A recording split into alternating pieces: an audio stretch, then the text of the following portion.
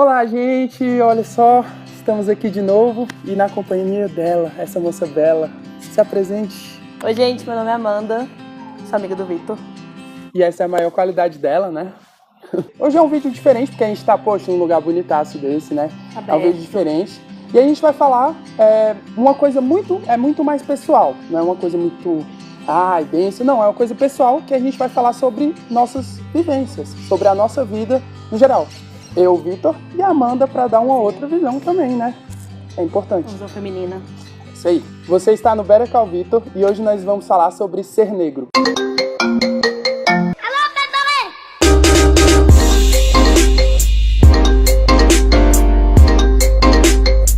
Muitas vezes você não tem noção que você é negro, né? Assim, isso é muito engraçado e é uma coisa muito complexa. Isso aconteceu comigo, tipo, por exemplo, na minha infância, mesmo tendo noção na família, vendo principalmente a parte do meu avô, a parte negra, mas eu não tinha noção de como as coisas que envolviam a minha cor, as minhas características, elas me afetavam. E depois de muito tempo que eu consegui ter essa noção, assim, eu acho que foi com os meus... processo. Sim, velho, eu acho que foi, tipo, com os meus 15, não, mais, uns 17 anos, assim, hoje eu tenho 21, então é muito recente. Contigo você já teve sempre essa consciência ou também... Não, porque a gente cresce, mas a gente não é ensinado que a gente é negro. Pelo menos na minha família eu já escutei muito isso, tipo, você nem é tão negra assim.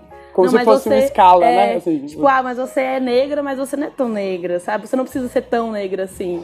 E, tipo assim, tem coisas que a gente aprende de criança, tipo, que a gente sofre, que a gente passa, e que a gente acha que é só, tipo, uma brincadeira de um amiguinho, ou é só coincidência. Tipo, são coisas que a gente passa, mas só depois de um tempo, depois que a gente passa por um processo, que a gente consegue entender que, tipo, que isso é um reflexo da nossa sociedade racista. É verdade. Que a parte que mais me marcou, querendo ou não, assim, é a parte da estética, velho. Assim, que foi onde eu me vi. Porque eu lembro muito claramente no ensino médio, né? A época em que Neymar Júnior, usava o cabelo na estileira, né? Aquele famoso moicano. E aí eu queria ter o cabelo dele. Eu queria ter o cabelo... Tava na época, do moicano. E aí eu, com os meus 15, 16 anos, eu meti uma progressiva no meu cabelo. Ficou a coisa mais horrorosa. É a famosa graxa, né? Não, pior que não foi progressiva mesmo. Tipo, velho, chapinha, velho. Os negócios queimando e eu com o ventilador na cara. E eu não tinha consciência que eu tava fazendo aquilo pra, tipo, me adequar num padrão que foi imposto. Sim. E aí, tanto esse processo de desconstrução que foi quando eu sempre tive isso, assim. Eu lembro que desde sempre eu ficava muito curioso, eu ficava pensando assim, velho, como seria meu cabelo grande, tá ligado? E aí meu pai, ele sempre falava, isso é incrível, que sempre ele falava assim, quando meu cabelo ficava um pouquinho grande, ele falava bem assim pra mim, bora cortar esse cabelo, porque tá parecendo que você é doente, você tá doente. Sim. E aí teve um tempo em que, tipo, eu acho que depois que eu entrei na faculdade, que eu deixei o cabelo crescer. Aí vem aquela, né? Agora que entrou na faculdade, tá largado. Tá largado, mas é difícil. É a mesma coisa quando você é mulher, acho que é pior ainda. Porque quando você é criança, aí você não tem idade pra alisar o cabelo ainda, né? Você não pode alisar. Aí o que a sua mãe faz?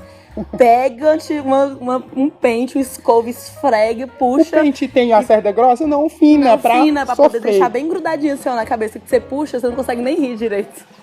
Você vou fica japonesinho. Puxa, você é criança, mas você não tem nenhuma ruga, nem mexe assim a cara. E é difícil. Aí depois chega o processo, né, a idade que você vai já estando mais velho, que você já pode começar a alisar o cabelo. Aí você fica louco pra alisar. Eu tive uma experiência meio que um pouco diferente, porque eu nunca cheguei a fazer química no meu cabelo, de fato. Mas eu fazia escova e eu fazia chapinha. E só que ninguém nunca falou pra mim que eu tinha que fazer isso. Explicitamente. Eu sempre tive o cabelo cacheado. E aí eu mudei, teve uma época que eu mudei de escola, eu mudei de cidade. E aí quando eu cheguei na minha escola nova, eu era a única negra. E eu era a única que tinha o cabelo cacheado. Tipo, a única. Não tinha ninguém com cabelo que nem o meu. Todo mundo tinha o cabelo liso e baixinho. E, tipo assim, foi muito implícito, mas eu senti na pele, só que pra eu ser aceita naquele lugar, eu tinha que ter o cabelo liso também.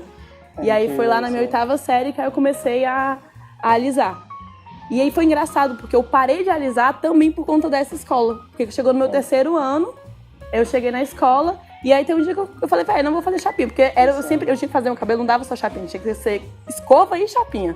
E aí puxava, esquentava o cabelo, queimava e depois tinha que passar a chapinha ainda queimando a orelha. Porque eu sempre queimava a orelha fazendo chapinha. Era horrível. E aí, teve um dia que eu cansei, eu falei, não vou, não quero fazer. E aí eu fui uma semana pra escola sem. Só que nessa semana que eu fui sem, eu recebi muito elogio. Tipo, muito elogio. E foi muito legal, eu nunca recebi tanto elogio assim. Tipo, eu falei, eu acho que eu posso tentar fazer algo diferente no meu cabelo. E aí foi quando eu decidi parar de alisar, isso foi em 2012. Foi em 2012. Aí eu parei. Mas mesmo não tendo química, eu passei pelo processo de transição. Porque, tipo, a escova e a chapinha acabou com o meu cabelo. Então, tipo, eu parei de usar e meu cabelo tava baixo, meu cabelo não tinha caixa, meu cabelo tava todo, sabe, desregulado. Aí foi, tipo, 1 ano cortando, hidratando, até ele voltar. E, tipo, é muito pesado isso, porque são coisas que são implícitas, sabe? Tipo assim, ninguém chega pra você e fala, você tem que alisar esse cabelo. Sabe? Mas são coisas, você olha numa revista e não tem ninguém de cabelo fechado. Sim, você não conhece. Você chega numa escola, tipo, você é a novata, você não conhece ninguém, não tem ninguém igual a você. Sabe? Tipo, é uma coisa que você só aprende, que você tem que se encaixar de alguma forma. E o processo da estética é muitas vezes uma forma de você se encaixar e você ser aceito num grupo. E, tipo, não é só a estética, né? Tem todo... Tipo, quando você muda o seu cabelo, quando você deixa ele livre, você cria você se empodera, né? Você tem, tipo assim, você carrega um discurso quando você tem isso é muito legal. É que nem a questão das tranças, né? Tipo, pra muita gente é estética. E pra nós negras, não é só estética. Pra nós negros, não é só estética, sabe? É uma questão de resistência mesmo. A primeira vez que eu fiz trança foi em 2015. Ainda não tinha começado esse boom das tranças, né? Tipo, na moda, né? Não tava na moda ainda, né? Tipo, ainda não tinha esse boom todo das tranças. Então eu fiz, e tipo assim, na internet, nossa, maravilhoso. Eu era a negra que todo mundo amava, deusa. Na rua, nossa, era terrível, assim. Eu cheguei, teve um caso que assim, eu nunca vou esquecer, eu tinha acabado de fazer as tranças. E aí eu encontrei com uns amigos meus. Amigos, né? Aqueles amigos que aí acho que tem intimidade, pode soltar as brincadeirinhas. E aí eles começaram, eu ia viajar. Eu comentando com eles que eu ia viajar e tal, eu ia pra fora. Aí eles falaram, não, mas você vai viajar pra fora com esse cabelo? Ué. Eles não vão deixar você entrar no país deles. O povo vai achar que você é traficante, que tá levando droga no cabelo. Não sei o quê. Mas como é que você faz pra lavar esse cabelo? Não dá bicho, não. Sabe? Tipo assim, umas coisinhas. Não, aí isso tudo em tom de brincadeira, sabe? E são coisas que a gente escuta isso, em tom de brincadeira. E é por isso que a gente fala que é resistência também. É verdade. Sabe? Porque o que a gente faz, na internet é uma coisa. Assim, todo mundo acha você linda e maravilhosa, mas na rua é outra, sabe? É verdade. Você tá com uma trança na rua, você não é bem visto. Sabe? As pessoas olham torto pra você. Nesse rolê de brincadeira aí que a gente também vê, porque, por exemplo, você vê uma pessoa e ela fala, você já sofreu racismo? Com certeza. Toda pessoa negra ela já sofreu racismo. Mas não necessariamente é um racismo explícito. Sim, a pessoa não percebe. Ocorreu com a menina Miss Brasil, né? Às vezes é uma parada assim. Que nem esse caso dos meus amigos, sabe? Tipo, isso é uma microagressão. Eu acho que se fosse uns tempos atrás, se eu não tivesse essa visão que eu tenho hoje, eu falaria, não, foi uma brincadeira e ok. Mas que nem eu já passei na minha infância, sabe? Tipo assim, cabelo ruim, cabelo duro. E tipo assim, eu nunca percebi que isso era racismo. E afetava, sabe? Tipo, afetava tanto que, tipo assim, a gente começa a alisar por causa de coisas desse tipo, mas a gente não percebe, a gente não vê que é racismo. Aí só depois que você começa a passar por um processo de, tipo, entender que você é negro, entender a sua negritude, que você vê que, tipo, não é bem assim, sabe? Tipo, é racismo sim, e você não pode, tipo, disfarçar racismo até de brincadeirinha, tipo, não, é meu amigo, então ele pode falar isso, saca? Tipo, não. Você tem que, tipo, se impor e falar, tipo, não, isso tá errado. Você não pode falar isso justamente porque você é meu amigo, você não deveria falar isso, saca? Tipo, isso não é massa. Você é meu amigo, você não sabe que não é massa. Tipo, não é legal. É que nem também quando que rola comigo também, é quando uma pessoa... Com certeza isso rola comigo. Quando uma pessoa te elogia, te agredindo. Nossa, mas você é uma negra tão bonita. Nem parece que é negro. Ou então, nossa, você cortou o cabelo, tá bem mais bonito, né? Porque aqui antes tava feio, horrível. É que nem quando você tá com o cabelo molhado. Nossa, tá com o cabelo molhado, o cabelo tá baixo, parecendo um poodle molhado, aquela coisa horrível. Nossa, mas seu cabelo, por que você não usa assim, minha mãe? Bichinha, ela sempre solta umas dessas. Nossa, mas você devia lavar seu cabelo mais, minha filha, para o cabelo ficar assim. Eu falei, mas eu não gosto, meu cabelo ele é alto. Aí fica, não, usa o cabelo baixinho. Nossa, mas aí quando você tá com o cabelo alto, maravilhoso, aí todo mundo fala, você não penteou o cabelo hoje? Você acordou e veio direto? É verdade.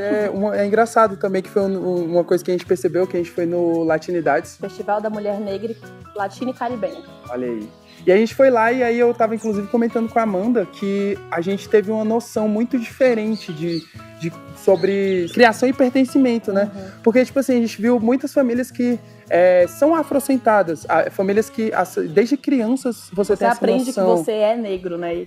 E aí totalmente diferente, assim. Você vê que a pessoa ela não precisa correr atrás de todo esse conhecimento, esse processo, porque já tá lá. Desde criança você já aprende que você é negro e você aprende o que você vai passar na vida. Você aprende já o que é o racismo. Quando você tem uma pessoa, né, geralmente a matriarca, que ela vai e mostra pra família inteira que vocês são negros, sim, vocês vão passar por isso, sim.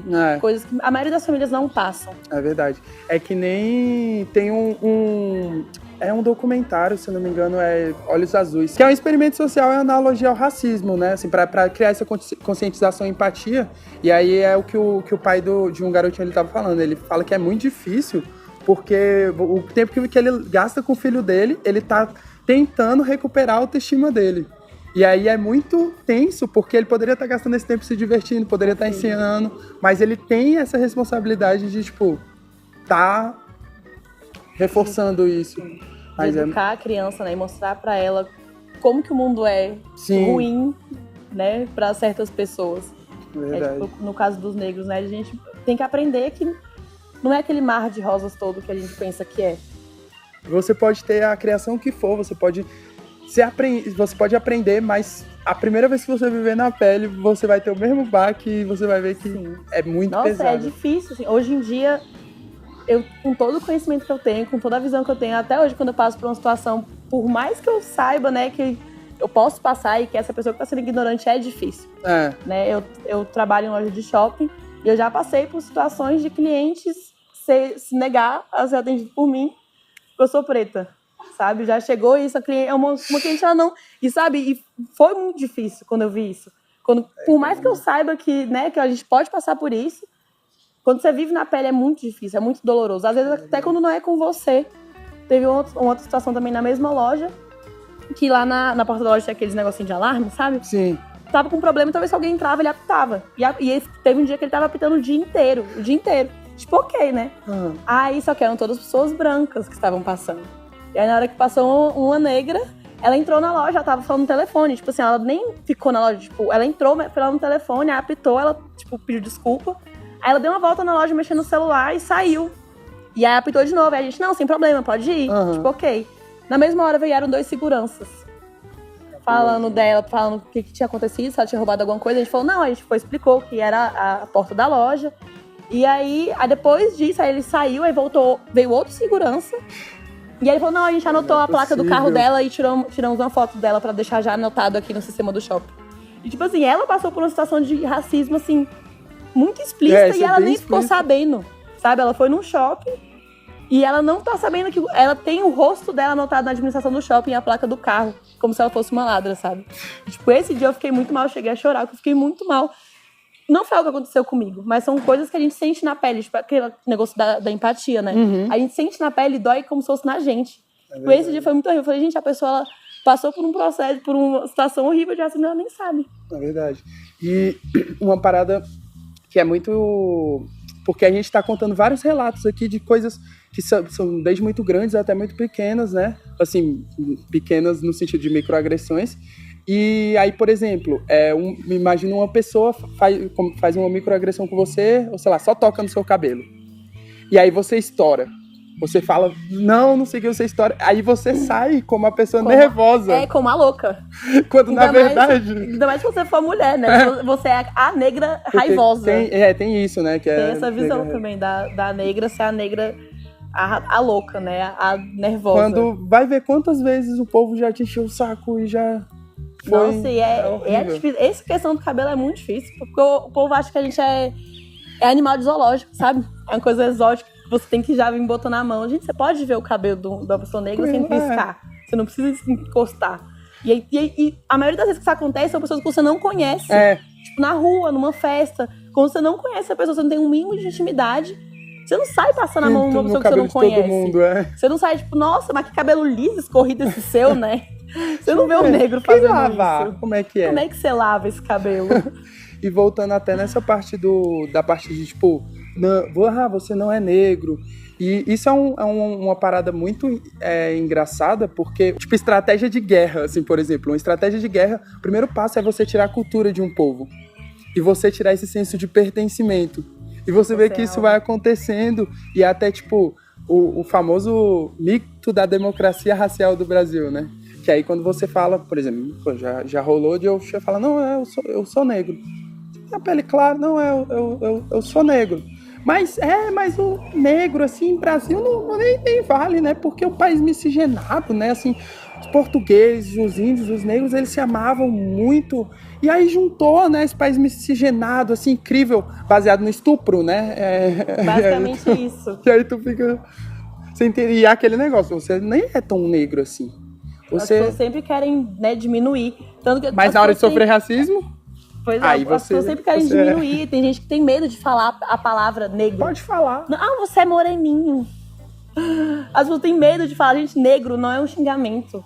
Não sabe, você fala com a pessoa negra não é um xingamento, é o que a pessoa é de fato. Você não precisa ter medo de falar essa palavra. Moreninha é muito pior. É muito pior você chegar a pessoa e falar assim, não, você é moreninha. Não é legal, a pessoa ela é negra, sabe? Negra, preta, não é um xingamento, não é uma coisa ruim. Sabe, as pessoas têm que perder também essa visão. É porque todo mundo associa o negro como algo ruim.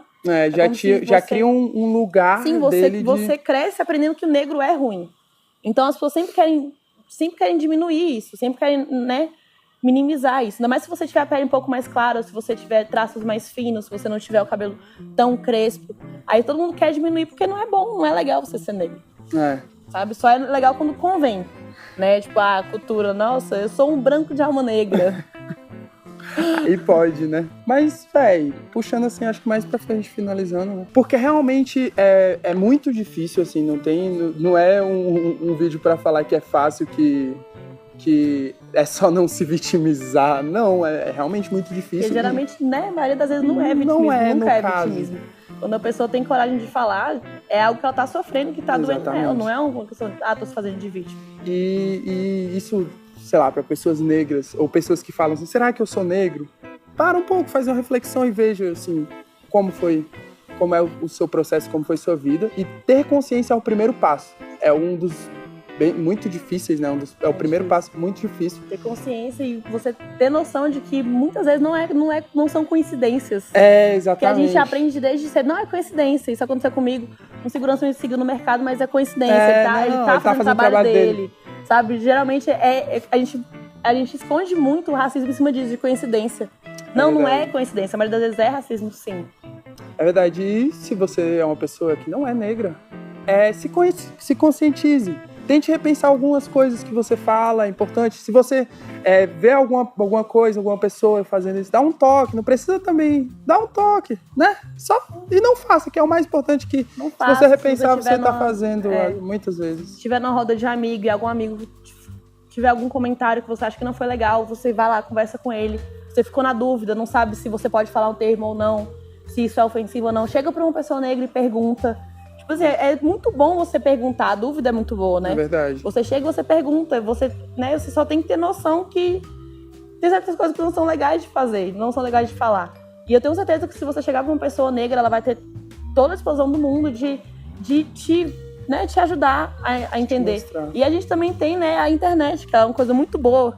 Porque as pessoas, elas acham também que a gente tem a obrigação de educar, né? E às vezes você pode só pesquisar, sabe? Pesquisa na internet, tipo, não sei o que lá é racismo, tal termo é racista. Você pode pesquisar também e se informar. E tem, que é uma coisa que não tem muita gente fazendo sucesso, assim, nas grandes mesas. Mas tem muitos youtubers negros. E é bom você ter a noção deles, né? Desde aqui no canal, até, não sei, se você for na página inicial do meu canal, assim, no lado direito, tem uma lista imensa de youtubers que são negros, que falam desde os assuntos mais diversos. A gente também não precisa só falar sobre racismo, a gente pode falar sobre tudo. Desde cultura pop até, sei lá, como fazer uma arminha de liguinha, sei lá. Games. Games, jogos. Mas é isso, tem essa conscientização e acho que é isso, né? É isso. Muito obrigado. E agora, se você quiser nos seguir, tá passando aí as redes sociais e tal. E aqueles avisos. Você sabe dar os avisos de YouTube, Amanda? Eu não sei, eu não sou fala youtuber, galera. Fala aí os Eu não sei. avisos. Inscreva no canal dele, porque eu não tenho canal, inscreva-se no canal dele. Não esquece de deixar o like. É aqui em cima, embaixo, não sei, vai estar em algum lugar que eu não sei onde é que é. E clicar no sininho, né? Agora tem a moda do sininho. Eu não conheço. É pra ter notificação. Ativa a notificação dele. E aí, se vocês não gostaram da Amanda, avisa pra mim. Manda um e-mail lá pra vitor@bol.com.